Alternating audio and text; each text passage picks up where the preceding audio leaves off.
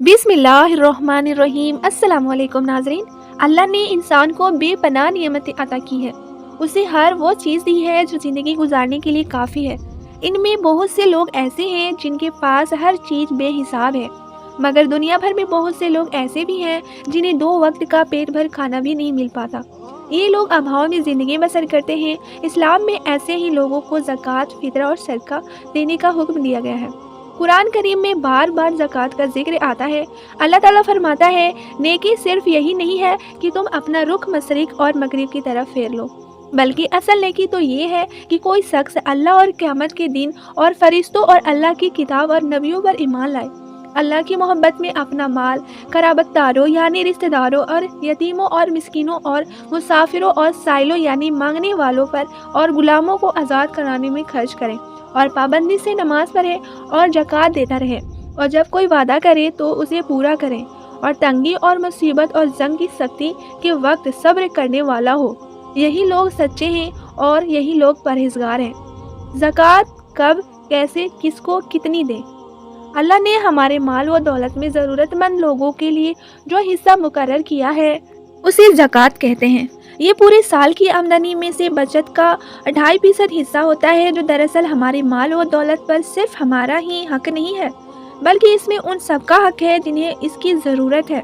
इनमें हमारे करीबी रिश्तेदार, यतीम, मिस्किन, पड़ोसी, मुसाफिर और साइल यानी मांगने वालों भी शामिल है। काबिल गौर है कि सदका 3 तरह का होता है। पहला फ़र्ज सदका है, जिसे ज़कात कहा जाता है। ये इस्लाम का तीसरा रुकन है। ये पूरे साल की कमाई की रकम का एक हिस्सा होता है, जो रमज़ान के महीने में ज़रूरतमंदों को दिया जाता है। दूसरा वाजिब सदका है। ये सदका ईद उल फित्र और ईद उल अज़हा के दिन ज़रूरतमंदों को दिया जाता है। तीसरा नफिल सदका है, जो कभी भी किसी को भी दिया जा सकता है। इस सदक़े की रकम मस्जिद और मदरसों में भी दी जा सकती है। सदक़े की फजीलत। सदका या ज़कात देने की बड़ी फजीलत है। कुरान करीम में अल्लाह ताला फरमाता है, जो लोग अपना माल अल्लाह की राह में खर्च करते हैं, उनके खर्च की मिसाल उस दाने की मानिंद है जिससे 7 बालियाँ निकले और हर बाली में 100 दाने हों, और अल्लाह जिसके लिए चाहता है इजाफा कर देता है, और अल्लाह बड़ा उसवत वाला, बड़ा साहिब इल्म है। कुरान आयत नंबर 261। ज़कात देना उस मुसलमान पर फ़र्ज है जो इसे देने की शर्तों को पूरा करता है। ज़कात देने वालों के लिए बड़ा सवाब है। ऐसे लोग हर खौफ और गम से बचे रहेंगे। कुरान करीम में अल्लाह ताला फरमाता है, बेशक जो लोग ईमान लाएं और नेक अमल करते रहें और पाबंदी से नमाज पढ़ते रहें और ज़कात अदा करते रहें, तो उनके लिए उनके परवरदिगार के पास उनका अज्र है, और क़यामत के दिन उन्हें न कोई खौफ होगा और न वे गमकीन होंगे।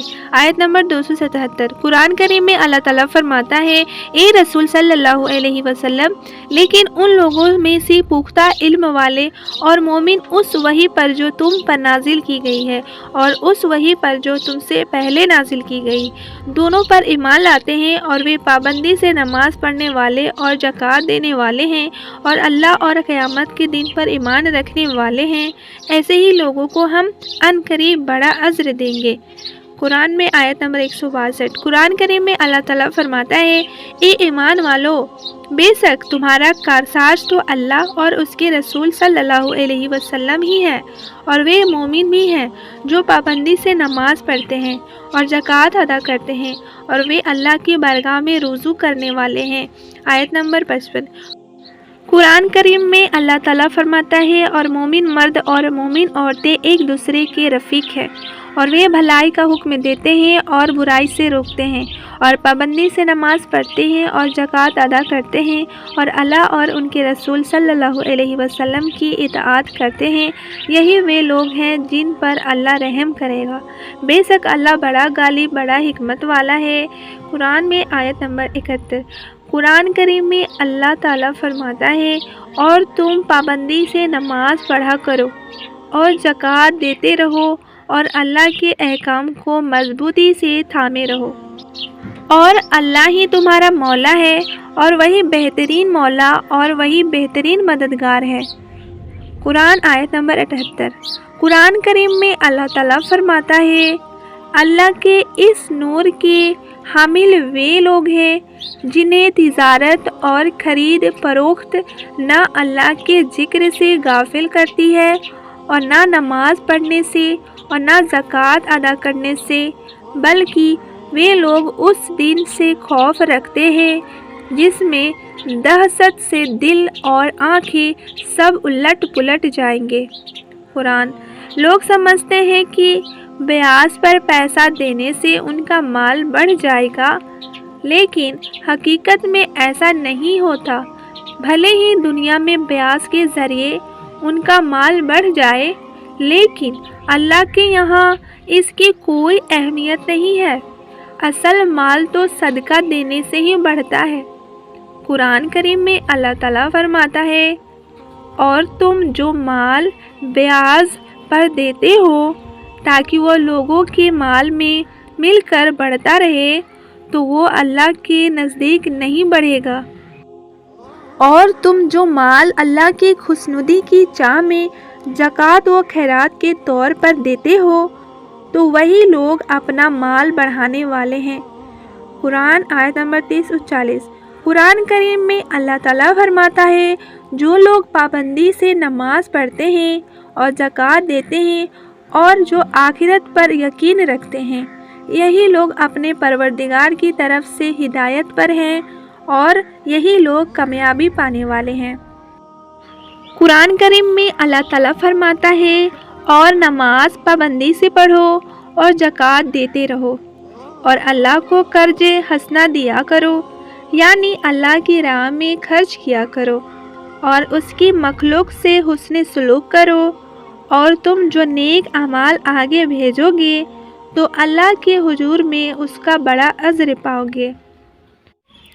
قرآن کریم میں اللہ تعالیٰ فرماتا ہے، اور ان لوگوں کو صرف یہی حکم دیا گیا تھا کہ وہ اللہ ہی کی عبادت کرے، ہر باطل سے جدا ہو کر اپنی عبادت کو خالص رکھے اور پابندی سے نماز پڑھے اور زکوٰۃ دیتے رہیں، اور یہی سچا اور مستحکم دین ہے۔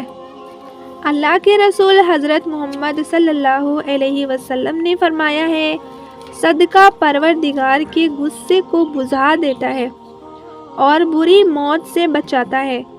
آپ صلی اللہ علیہ وسلم نے فرمایا ہے، خیرات مت روکو ورنہ تمہارا رزق بھی روک لیا جائے گا۔